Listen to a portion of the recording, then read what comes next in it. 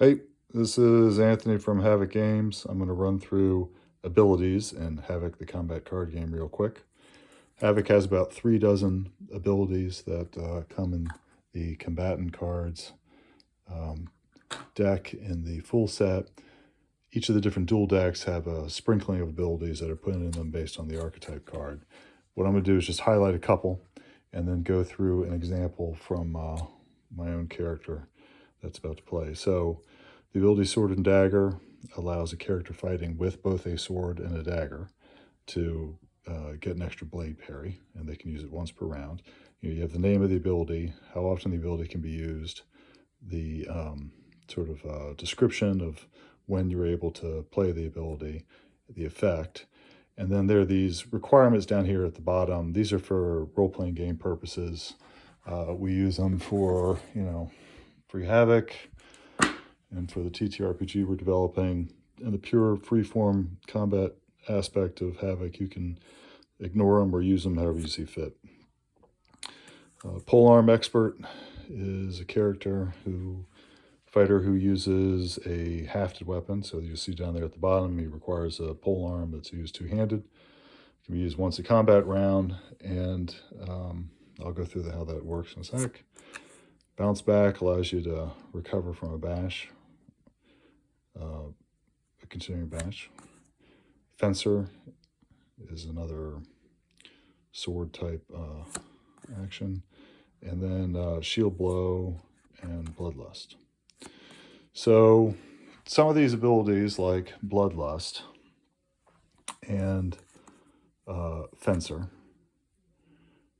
allow you to supplement your hand. So Bloodlust, if you inflicted at least 2 body on your opponent and you have this ability, then you get to draw an extra combat action card. So if you have a 7-card hand, you inflict 2 points of body on your opponent, you then basically get to play this card and then get an 8-card hand for that round. Let's see, Fencer kind of works the same way, right? So Fencer, you have to play blade parry, which means you have to have a sword or a dagger, and can't be hit, which means you could play the blade parry and your opponent could have paused. You could have played the blade parry and your opponent could have defended, or you could have played the blade parry, your opponent attacked, and your opponent missed you. Then you get to draw an extra combat action card, so you can turn your 6 or 7-card hand into an 8-card hand, basically. Shield Blow is if you shield parry as your combat action and you're not hit, you can force your opponent to discard 2 combat action cards at random. The shield parry, it's if you were, all you have to do is play it. So if your opponent attacked and your shield parry was successful and they did not hit on their 2-hit roll, then you get to play this card, but you only get to play it once a fight. If your opponent paused and you played shield parry, you get to play this card. If your opponent defended and you played shield parry, you get to play this card. And you just roll, the opponent puts the combat action cards out on the table in that hand. You just roll a die and just at random discard 2 of the combat action cards, which means you might have them discard a pause or something like that. I went through Bloodlust. Sword and Dagger, that's something that my citizen has. So that requires, and this is handy, and I'll show you how this is handy. So citizen has a crummy 6-card hand. 2, 3, 4, 5, 6. Non-fighters. So fighters get 7-card hands. Citizens get 6-card hands. So what Sword and Dagger does in this hand, okay, so I've pulled 3 pauses, 2 dodges, and a slash. And if I'm fighting somebody and I play a pause, and then it turns out that person attacked, well, I get to play my Sword and Dagger ability, which is paused, and the opponent attacked. You can't be forced to pause, right? That gives you a free blade parry. So it's just like an ordinary blade parry, but it's free blade parry with a dagger. And it works pretty much like a normal blade parry. Normal bonuses apply. And then if the distance is short, which sometimes happens with tactic cards. Sword and dagger lets you, wind up using the dagger instead of the sword, if you so desire. So in this case, if I had played a pause, that would have been turned into a free blade parry. So that turns the 6-card hand into a 7-card hand-ish, when you think you can swap out one of the pauses for a blade parry. So let's see, there's another one that I've got which is similar. So it's Fencer. So Fencer is, if you played a blade parry and you were not hit, so that hand, I think I had a blade parry. Nope, I had a dodge. Let's say the dodge was a blade parry. And I played the blade parry and I wasn't hit, then I could play Fencer and I can draw an extra card from my deck, and I get another blade parry. So it allows you to effectively increase the size of your hand by playing an ability card, which is a nice ability for any type of fighter. Another ability I got here is Polearm Expert, and this is if you both paused.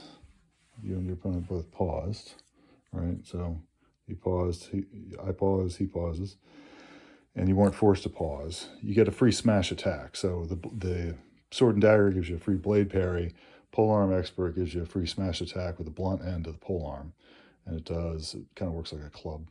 That's basically how that works. But you have to be using a polearm two-handed for that. So Havoc has a bunch of abilities. Like I said, about 3 dozen or so. They're in the combatant cards deck of the full set. And they range from things like Cold Shot, Duck Pass, which is a defensive ability, Sweep the Leg, which is another good one to use for a pole arm with a spear or a pole axe or something. There are abilities that allow you to kind of beat their weapon, where you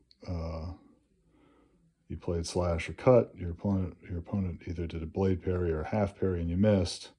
You can use that as a beat their weapon. So even though you missed, you play this ability and you force their opponent to pause in the next impulse, which is it's almost like a type 1 bash. Backhand blow, you played a slash and you missed, you get to return it to another slash, an old slash that was used to your hand. All your strength, it lets you to up your damage.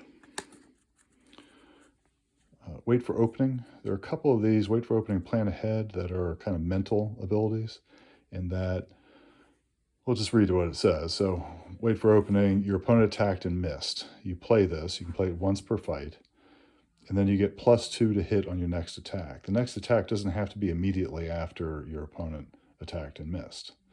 So it's, your next attack. The only stipulation is you can't play on the first impulse of any combat round. But you could, your opponent could have missed, you could wait for an opening, you could pause, defend, and then attack. Get the +2 on your next attack. Feint, I already talked about. Charge to contact, one of my personal favorites. So you close and aren't hit, you can bash your opponent. Type O bash, so not all the bashes on the bash cards are synchronized to weapon type, and type O is a type other, so that would be like a body contact type bash. Wrestler, sure-footed, it's a bash save. Evil Eye and Shadow Revenge, these are kind of spell type abilities that we did, so you can get a taste of how magic can work in the combat system. A Desperate Defense. Plan ahead is one of those other mental ones I talked about. So this is good for knights to have. For example, you pause twice in a row, 2 impulses in a row, and then you can shuffle the top 3 cards in your deck. Discard them, whatever. Overhead Blow lets you get around passive shields. Passive shield parries, like the Tower Shield. It's a very effective attack against if you've got something like a maul. Lunge allows you to extend your length briefly.